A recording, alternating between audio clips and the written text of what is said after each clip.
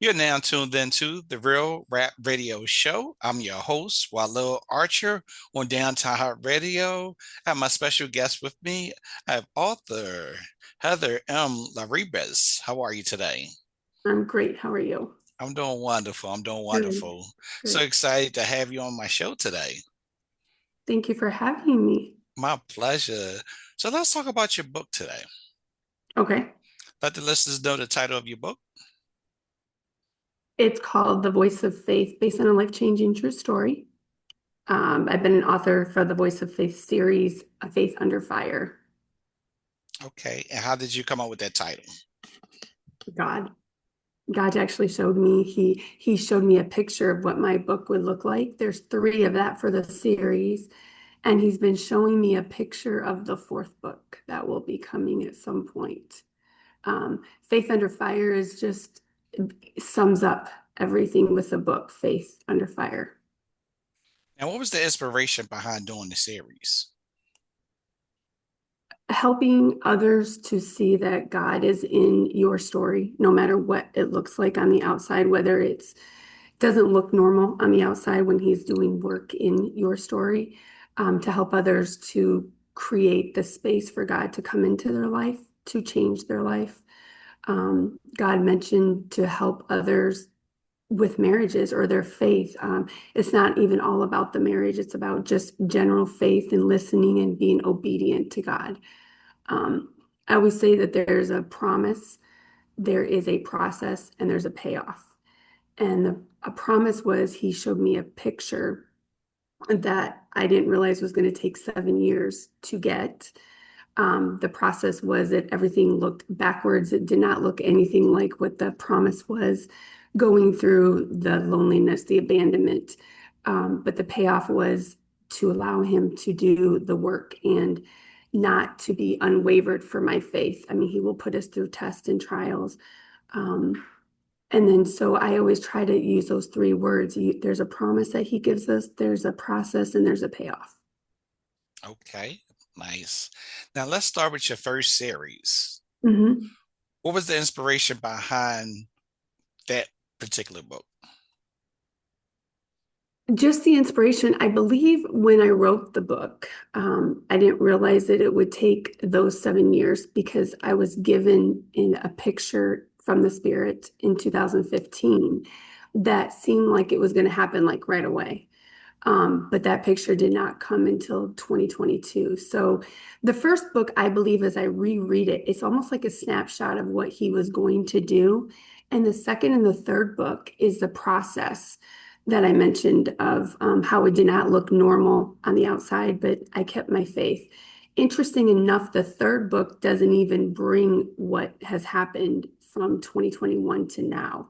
So that's why I believe there's a fourth book, and it's going to be a different kind of a book that will reflect on the work that God did to put us to where we are today. Um, I don't know if you've seen the show Manifest. Have you seen that I series haven't. Mm-mm. about the plane on Netflix that goes away for 5 years and then Okay. it comes back? But those people come back with what they call as callings. And so there's images. Anybody who's watched Manifest can understand what I'm saying or relating to. It's like a picture happens like a movie clip. And I see that in my mind, or sometimes I even see it on the outside, like an open vision, they call it. So when those things happen, it just feels like it's happening like right now. But um, during the series, though, there's so many things that come up. I mean, about my mom, my daughter, it wasn't just even about, it's just about how God will speak to us and how he wants to be part of our life. So the first book, like again, I believe that it's more the snapshot because when I reread it, it's like, okay, it makes more sense. But the second and third book is like the process. Okay. Now, with the first book, what do you think the readers would take away from reading the first book? That's a good question. The first book will show the readers that, first of all, God broke me completely down to my knees.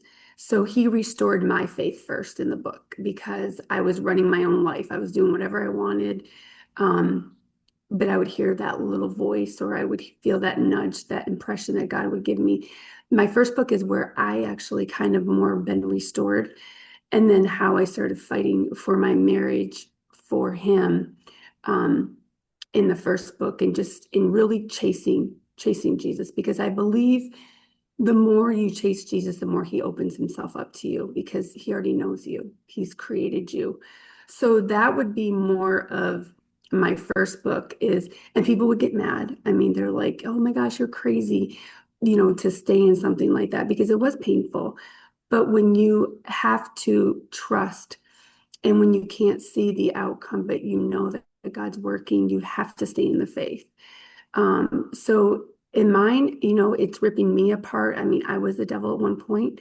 Um, I think everybody's been the devil at one point in their life. And I think God will let you go for so long and then he brings you to your knees. But I know he had to bring me to my knees first so I could fight the way he needed me to fight. Okay. And then your second book. What is the title to your second book? It's called Voice of Faith, The Awakening Begins. So that would be more as the process of what God was showing me that he was doing to my marriage and how he was trying to rework things and how he was cleaning up the cobwebs and the spider webs that we've created in ourselves. It also, kind of opens up on different images that he gave me that came true just to kind of show the believers or the readers that God is here. He is speaking to us if we just allow him in. So it's just like little things that he would do just to keep me in the faith. I mean, some of the area was painful, but at the same time, the process was going through in the second book. Okay. Okay.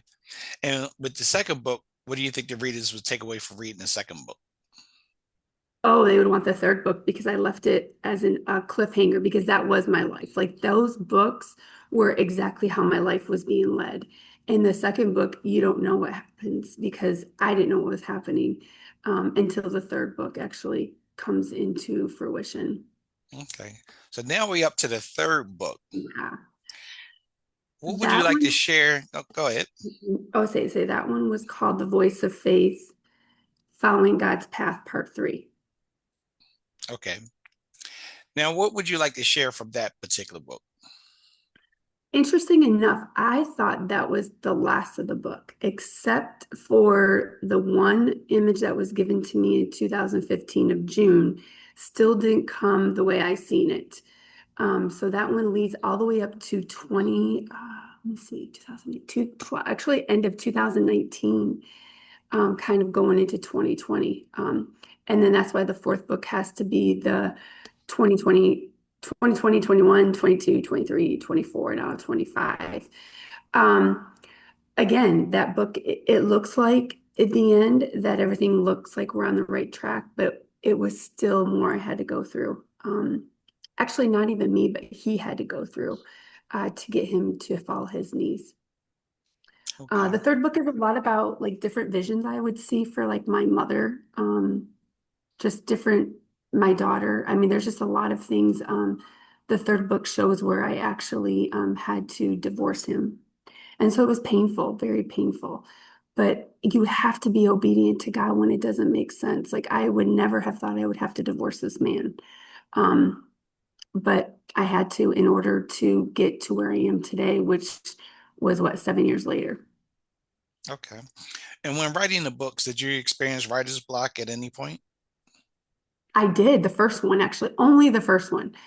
Um, and I kind of realized why it was a writer's block because there was a blessing that came from that. So, yes, I remember in our tanning, because we had three businesses, and I remember I was writing my book and I literally went into our room and just prayed because I could not write. It was just like, it's like and I just kept feeling like I had to finish this book. I had to finish this book. But there was a reason why, because there was a image that he gave me on our wedding anniversary. And I had already sent it out. It was the end of September, and we were driving up in the mountains on our wedding anniversary. And as we were driving, I started seeing this confetti falling in the car. Like, I mean, like I really thought the confetti was falling. And I just kept hearing the voice of faith in production, the voice of faith in production. And do you know, as we were driving, I got the phone call from the Christian Faith Publishing, and they wanted my first book. So it was just another just confirmation that what I do see does come true. I don't always know when it's going to happen, but just bringing the faith in. So that was kind of a neat thing. So I had to finish that book at that time. So I think that would have that was definitely what happened with my book when I had the writer's block because Satan was Okay. trying to stop me. Okay. So now you're working on your fourth book. I haven't, but I've seen it. So now that the wedding has finished, now I know that I can because it's I already know what it's called. He's already shown me it looks different, but the book is going to be a reflection of what he's done, and that's where it's going to be a reflection. And so it'll go back to the hardest part of my life, but the more the blessings that have come in the last 3 years. Okay. And then how long have it taken you to write each book? Well, my first book was done in a month, and it's like 196 pages. The second book, that was done pretty quickly. The third book was done for 2.5 years. It had to sit because it wasn't the right time. Like it didn't come out until 2023, but it had been done before my mother passed because she got to read the book. Um, but she didn't she actually that's when I knew that I needed to get this book out is back in 2023, which she passed 3 years ago on the 27th of this month. It was in December when I was driving into work. Literally, she came to me and she showed me that she was holding my third book. And I was like, okay, it's time to get my book out. So that had been done for 2.5 years. And so I took the third book came out in the end of 2023. Okay. And then with the third book, what would you like the readers to take away from reading the third book? Just to stay in the faith and to keep listening and to see the work that he does. And sometimes it takes longer for other things. I mean, some of it's, um, just a lot of obedience. And of course, the story keeps unfolding, seeing the determination, seeing the promise, seeing the loyalty. I think we try so hard to control our own life that we don't let God come in and take it down. You have to give up your control. I talk about how to try to hear him or to listen for some kind of a nudge and impression on your heart. I know some people can't audibly hear, so there's other ways that he tries to get our attention. We just have to be more open to that and not so much of this world. Okay. Because everything happens in the spiritual world first. Like he knew how long this was going to take. He has a will and purpose for our life. And as long as I always say, your will is my will, meaning that whatever you need me to do, I will do. Use my vessel, whatever you have to do, but you have to be willing to you have to be willing to suffer for him. And if you're not, then, the work can't be done. Like we have to be humble. Um, and I'll tell you, seeing and looking back now, the blessings have been more than ever. Because I know if I didn't listen to him, I would not be where I am today. Understandable. And talk to me about your writing process. Do you do an hour a day or do you set aside certain days of the week? No, actually, it's whenever the spirit moves me. Like I would wake up in the middle of the night with words and I would write things down. But or I can sit and just start journaling and the spirit just pours in. Like that's why the book only took a month to do the first one because it just and what I noticed is that he brings back the dates. He brings back the pictures. I don't have to go like I journaled a lot, but I never even looked at my journals of what I was writing because as I'm writing, he's downloading. And I don't think people understand that your thoughts come from God. And we all think that, you have your good thoughts and your bad thoughts. But we know Satan likes to give you doubt and fear and all of that. So you have to, discern what feels good. And usually, if you have a good feeling, that's God. He's going to put you in a good place. But Satan will try to make you feel doubtful. He makes you feel fearful. He makes you feel dissatisfied. And that's when I realized, no, you need to leave. Like I always say in the name of Jesus. So as I'm writing, it's anytime. I mean, except when I had the writer's block. But just like, and I noticed probably in the last 3 months, he's been flashing to me that new book. So I know it's on the horizon. And I notice when he brings things closer to me, it's getting close for this. Okay. Now, with your three books, how did you select your book cover? Actually, that was the image that he showed me. He Okay. showed me exactly what they would look like because I prayed. I always pray first. I ask him in the shower, to show me what I need to see.